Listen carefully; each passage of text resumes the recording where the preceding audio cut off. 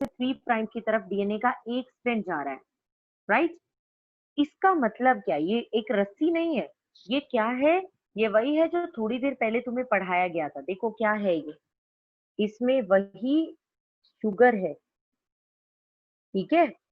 इसमें वही इस तरफ फॉस्फेट निकला हुआ है, इसमें वही नाइट्रोजनस बेस है, फिर यहाँ पर अगला कोई है ऐसे ही, इधर कोई भी बेस, मान लो गुआनिन, इधर फॉस्फेट, ये फॉस्फेट एक दूसरे से जुड़े हुए हैं, फिर से अगला नेक्स्ट न्यूक्लियोटाइड, यहाँ पर मान लीजिए थायमिन आ गया, यहाँ फॉस्फेट आ गया, ऐसे बनी हुई है चेन। का मतलब ये है। Is it clear? किसी भी बच्चे के मन में कंफ्यूजन? चलो, ये डीएनए की एक चेन हुई, और अभी अभी पीछे आपको डायग्राम बताया था कि दो दो होते हैं एक दूसरे के साथ और एंटी पैरेलल होते हैं। तो एक जा रहा है ये, और इसी के साथ साथ एक और होगा।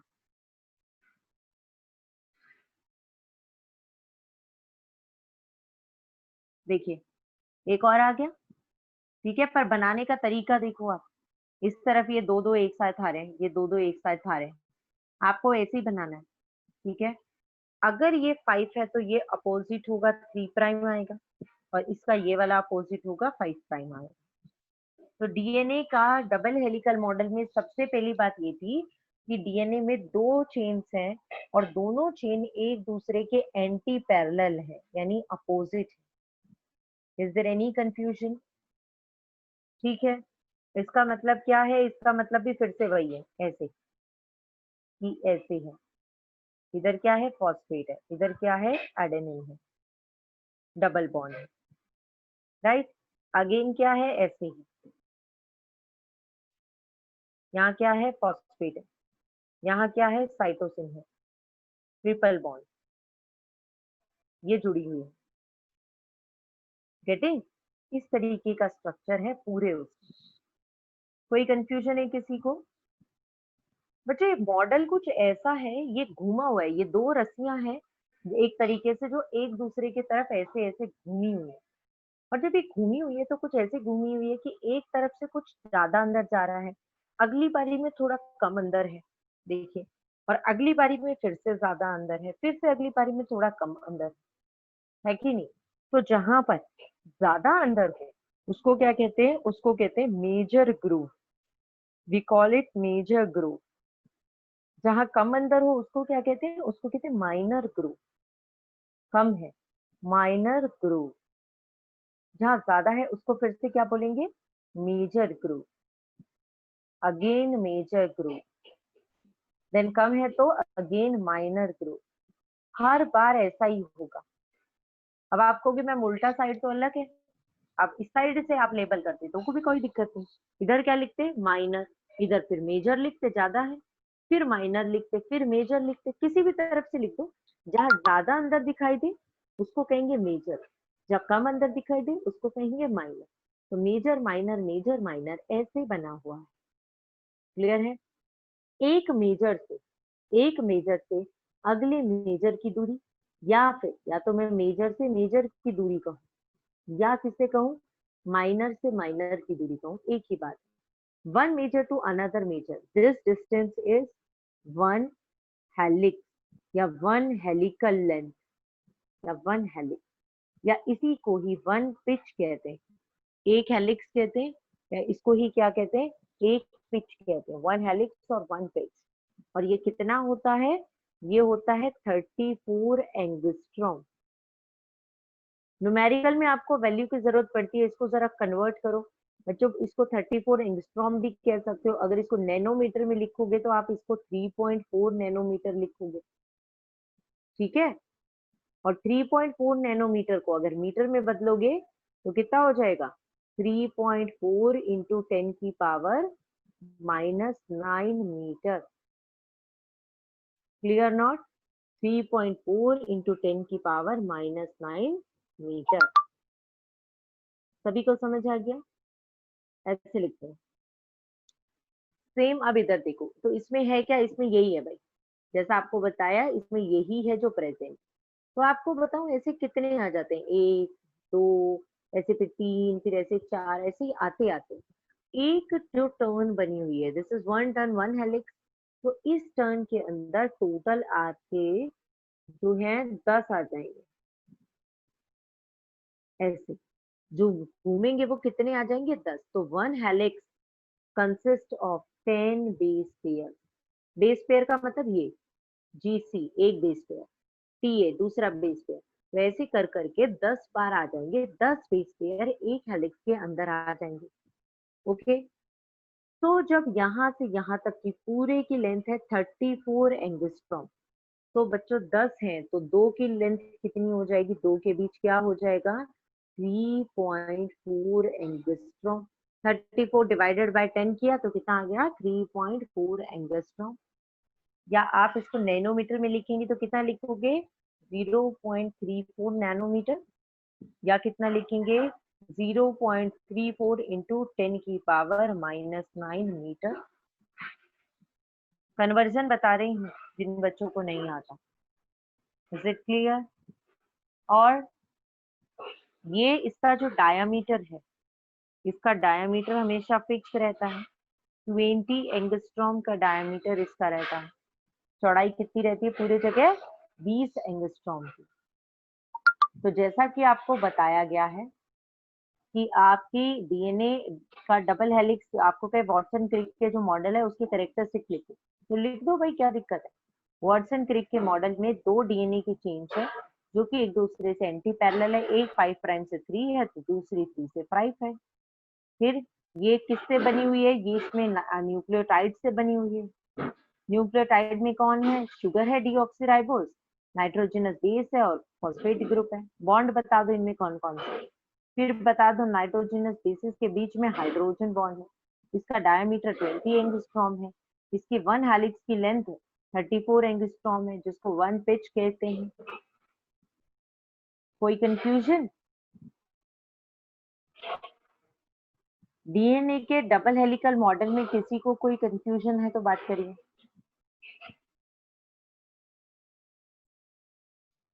जरूर, माइनर के लिए एक ही डिस्टेंस रहेगा वन हेलिक्स। बिल्कुल, वन हेलिक्स में इतना ही डिस्टेंस रहेगा, बिल्कुल बात ठीक है, फिक्स है ये 34 एंगस्ट्रॉम।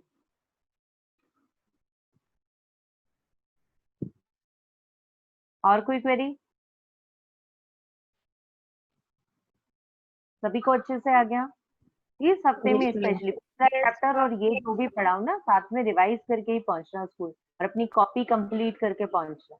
कॉपी के लिए तो बिल्कुल रिस्क ही मत लेना कि कॉपी इनकम्प्लीट हो। ओके, चलिए अब आगे देखिए। अगली बात ये है कि ये वॉटसन एंड क्रिक का दिया हुआ मॉडल है, ये बात ठीक है। तो इसको हम एक लैडर से कंपेयर कर सकते हैं, सीढ़ी से। सीढ़ी लग रही है, गोल वाली सीढ़ी होती है जो गोल गोल, और उसमें सीढ़ी चढ़ते जाओ ऐसे। लग रही है ना? तो कहते हैं अगर हम इसको एक लैडर से कंपेयर करें, यानी एक सीढ़ी से कंपेयर करें, तो हम कहेंगे सीढ़ी की जो बैकबोन है, ये चीज, ये तो किससे बनी है? ये तो बनी है शुगर और फॉस्फेट से। और उसके जो स्टेप्स हैं, जो स्टेयर्स हैं, वो किससे बने हैं?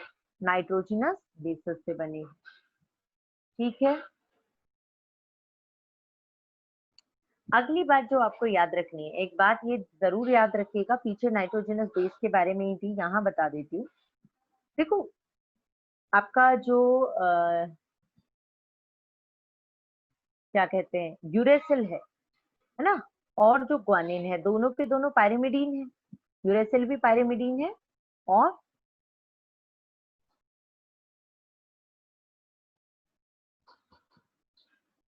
चलो ये चीज बाद में बताती हूँ, पहले एक न्यूमेरिकल बताती हूँ आप लोग को, वो सुनो। तो इससे रिलेटेड न्यूमेरिकल आता है आपको, लेंथ वगैरह डीएनए के निकालने के लिए आ जाता है न्यूमेरिकल। तो देखिए क्या आ सकता है, मान लो हम ह्यूमन के डीएनए की ही बात करें। ह्यूमन के डीएनए में आपको बता दिया गया 2 बेस पेयर के बीच में कितना डिस्टेंस है? इतना है ना? तो आपको पेपर में दे दिया, क्वेश्चन दे दिया आपको कि distance between 2 consecutive base pair, कितना बेस पेयर के बीच में कितना डिस्टेंस है? दैट इज 3.4 एंगस्ट्रॉम आपको ये दे दी। दूसरी बात आपको दे दी nitrogenous bases, number of nitrogenous bases, कितने बेसिस हैं डीएनए में आपके? तो भाई हमारे हैप्लॉइड कंटेंट में या टोटली लिख देते हो 6.6 इंटू 10 की power 9 base pair. Total human में इतने बेस पेयर होते हैं। अब कह रहे हैं calculate length of DNA. DNA की लेंथ कैलकुलेट करिए, आपको क्वेश्चन ये दे दिया गया, ठीक है। दो कॉन्सिक्यूटिव बेस पेयर के बीच का डिस्टेंस है 3.4 angstrom. Number of nitrogenous base है 6.6 इंटू 10 की power 9 base pair. Length of DNA आपको कैलकुलेट करनी है, ये बात आपसे पूछी गई। आप खुद सोचिए, मैं आपको इस डीएनए की बात करूं, मैं कह रही हूँ भाई ये कितनी बार, ये हर एक के बीच में बीच में दूरी कितनी है 3.4, और ये कितनी बार है 1 2 3 4 5 6 7 8 9 ऐसे ऐसे करके कितनी बार है 6.6 इंटू 10 की पावर 9 कितनी बार है। तो पूरी लंबाई कैसी निकलेगी बच्चों? एक की लंबाई पता है, कितनी बार है ये पता है, तो पूरी की लंबाई कैसे निकलेगी, कैसे निकलेगी बताइए।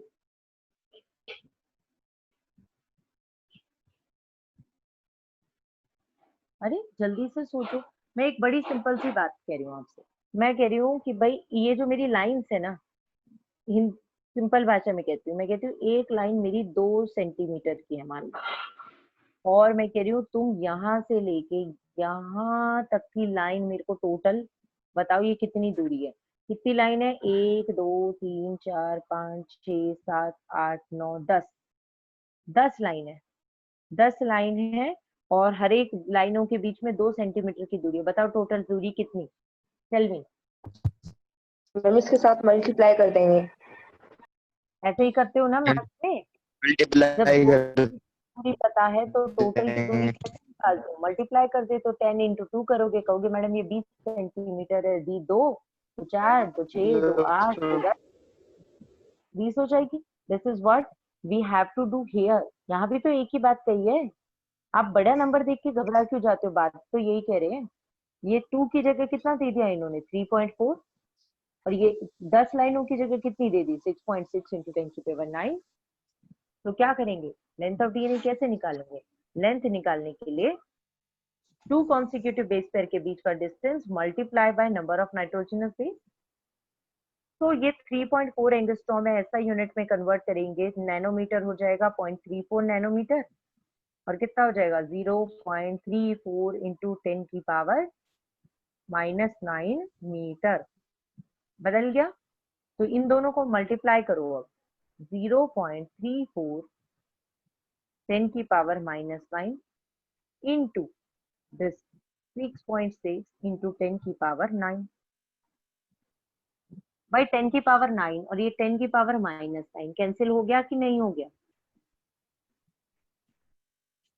कोई कंफ्यूजन है? मैथ्स भी कमजोर है तुम्हारी किसी की? वो तो बता देना मुझे, नो ये मैम। माइनस जाएगा या नहीं? अरे फिजिक्स भी करते हो, इतनी तो उम्मीद रख सकते हो तुमसे। 0.34 इंटू 6.6 मल्टीप्लाई करना, आता है मल्टीप्लाई करना? करो जरा, कितना आएगा? 66 को मल्टीप्लाई करो 34 से, तुम्हारे सामने ही कर रही हूँ मैं, तुम कहोगे मैम ऐसे ही आंसर लिख देती। कितना हो गया? 24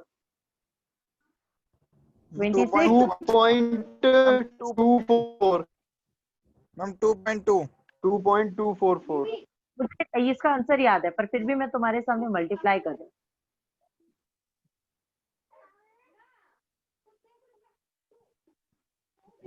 ये आ गया 2254, ठीक है। अब 2254 में जरा मैं डेसिमल लगा दूं, एक डेसिमल ये रहा और दो ये रहे, यहाँ आएगा डेसिमल। तो आपको पता है आंसर हमेशा एक डॉट तक लेते हैं, तो कितना लिखूंगी इसका ओवरऑल 2.2। आंसर क्या आएगा मीटर में, क्योंकि लंबाई निकाली है मैंने। तो लेंथ ऑफ डीएनए कितनी हो गई मेरी 2.2 मीटर। क्या कोई बड़ी बात कर दी इसमें? सिंपल सा किया हमने। हमें बेस पेयर के बीच का ये दो गैप दे रखे थे, नंबर ऑफ बेस पेयर दे रखे थे, हमने दोनों को मल्टीप्लाई करके डीएनए की लेंथ गिन दी। Very simple 2.2। और ह्यूमन के डीएनए की 3 लेंथ है, ठीक है। हमारा डीएनए कितना लंबा है 2.2 मीटर। ऐसे ही हमारा ही डीएनए नहीं, अब आप किसी के भी डीएनए की लंबाई गिन सकते हो कि नहीं गिन सकते हो, बताइए। आपको कोई भी डीएनए दे दे तो कैलकुलेशन में कोई problem? You can calculate No, the ma'am. Whole length. आपको ये क्वेश्चन एज इट इज, ये वाला क्वेश्चन आपके नोट्स में लिखा हुआ है, और यही क्वेश्चन इस बार नीट के पेपर में आया है। ये दे दिया डाटा और बोले calculate the length of human DNA. याद भी रहता है नॉर्मली कि 2.2 मीटर का डीएनए है, बट फिर भी कैलकुलेट करना चाहो तो भी बड़ा सिंपल है। ओके, चलो एक और न्यूमेरिकल देखते हैं, थोड़ा मैम अलग। हाँ जी बोलो। मैम हाँ जी बोलिए बोलिए। मैम मैं वीडियो ऑफ कर लूं मैम, इसमें मैम नेट ढंग से नहीं आ रहा मैम, बार-बार करनी पड़ रही है। यश, मुझे ना बिल्कुल समझ आ गया तेरा नेटवर्क कितना खराब है, तेरी आवाज से साफ पता चल गया। ठीक है, तो कोई बात नहीं, रिवाइज द टॉपिक एंड जो रिकॉर्डेड वीडियो है आप उसको देख लेना और नोट से रिवाइज करना। अगर डाउट लगता है तो आप फिर कल पूछ लेना, आपका शायद कल नेटवर्क ठीक है। चलो बच्चों सुनिए। So as we can calculate the whole length of DNA, opposite question can also be given. अब मान लो तुम्हें मैं बता दूं पूरा लंबा कितना है, लंबाई दे दूं, राइट, और दो के बीच का गैप दे दूं, और मैं कहूँ बताओ कितने बेस पेयर है, तो गिन सकते हो कि नहीं गिन सकते? उल्टा यस कह रही मैम। हूँ मैं कह रही हूँ लेंथ दे देती हूँ। मान लो मैं कह देती हूँ लेंथ, हाँ हाँ यश कर लो, आप नेट वीडियो ऑफ कर लो, कोई बात नहीं, आपका नेटवर्क ज्यादा खराब है। मान लो मैं कह देती हूँ किसी का डीएनए है 5 मीटर लंबा, मैंने ज्यादा ही लंबा कर दिया, पर चलो मान लो 5 मीटर लंबा है, ठीक है, मैंने ऐसे ले लिया। और मैंने कहा distance between two base pair, दो बेस पेयर के बीच में कितना डिस्टेंस होगा? दो बेस पेयर के बीच में मैंने अभी बताया 3.4 एंगस्ट्रॉम होता है। ठीक है, अब आपको क्या कह रहे हैं, आपको उल्टा कह रहे हैं, लंबाई दे दी, बेस पेयर के बीच का डिस्टेंस दे दिया, अब आपको कह रहे हैं कैलकुलेट द नंबर ऑफ क्या कैलकुलेट करना है? Number of nitrogenous base, base pair गिनो कितने, नंबर ऑफ बेस पेयर गिनो। तो बच्चों लेंथ को पहले तो कन्वर्ट करो, 0.34 नैनोमीटर एंड 0.34 इंटू 10 की पावर -9 मीटर, राइट। अब बताओ क्या करूं मैं, डिस्टेंस पता है, लेंथ पता है। बच्चों लेंथ का फॉर्मूला अभी बताया, लेंथ के लिए क्या करते हैं हम, number of base pair multiply क्या करते हैं, डिस्टेंस बिटवीन बेस पेयर। ऊपर वाले क्वेश्चन में किया था कि नहीं किया था? लेंथ ऐसे निकाली थी ना, length equal to number of base pair into distance between base pair. अब नंबर ऑफ बेस पेयर चाहिए, तो ये यहाँ मल्टीप्लाई हो रहा है, ये वहां जाके बच्चों क्या हो जाएगा, लेंथ से डिवाइड। डिवाइड। तो number of base pair will be equal to length upon में डिस्टेंस बिटवीन बेस पेयर। तो लेंथ कितनी हो गई, लेंथ हो गई हमारी 5 मीटर, और डिस्टेंस बिटवीन बेस पेयर कितना हो गया, 0.34 इंटू 10 की पावर माइनस, उसको डिवाइड करके कैलकुलेट कर देंगे। इज इट क्लियर और not? In this manner, we can calculate the length of the DNA and we can calculate the number of base pair of the DNA। एक ही formula है कि length निकालना है, पूरी लंबाई निकालनी है, दो के बीच को इससे इंटू कर दो, इसी से आपका ये फॉर्मूला आ गया। कोई confusion? So No what we ma'am. have now is we have the structure of DNA, the scientists which are involved behind the structure of DNA, and these two numericals. Still the topic DNA is not completed, we have to continue the topic of DNA। ठीक है, कल हम इस topic को करेंगे continue, थोड़ी और बातें इसके बारे में पढ़ेंगे। ओके, जैसे पैकेजिंग कैसे हुई, चार्ज-ऑफ रूल क्या है, एक दो बातें और मैं पढ़ाऊंगी। सभी के सभी बच्चों पहले बोल दो, इट्स नाउ और नेवर। अब भी नहीं किया ना, तीसरी बार चैप्टर पढ़ाते टाइम नहीं किया, तो आप सोच लो आप करना ही नहीं चाहते, और करना नहीं चाहते तो किसी के पास कोई इलाज नहीं है। अब अपने के बाद अपनी कॉपी उठा के यहाँ तक का आप कंप्लीटली पढ़ेंगे, और कंप्लीट यहाँ तक पढ़ने के बाद आपका जो भी इतने कंटेंट में डाउट होगा वो आप कल पूछेंगे, जो भी डाउट हो वो कल पूछेंगे। ठीक है, साथ में डीएनए का स्ट्रक्चर, छोटी मोटी जो भी चीजें बची हैं, प्लस डीएनए के पैकेजिंग, चार्गप्स रूल्स, वो सब हम लोग कल कंटिन्यू करेंगे। Is it clear?